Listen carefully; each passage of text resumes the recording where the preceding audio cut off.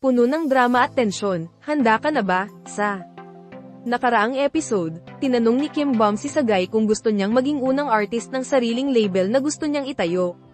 Sa gitna ng kulitan tungkol sa kontrata, isang halik ang bumigla sa kanilang dalawa. Ngayon, gulo ang kasunod.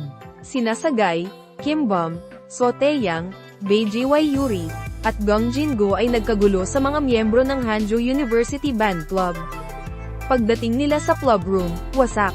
May mga punit na banner, bastos na graffiti, at wala silang nagawa kundi magpakabilanggo sa galit, habang pinagtatawanan sila ng Hanju Band. Sumabog si So Taeyang sa galit at pinangunahan ang grupo sa biglaang pagsugod.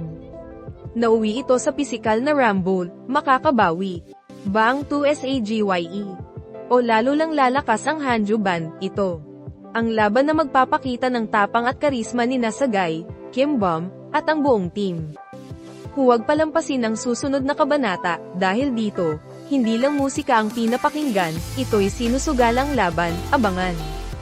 Damhin ang tensyon, at sumama sa kwento.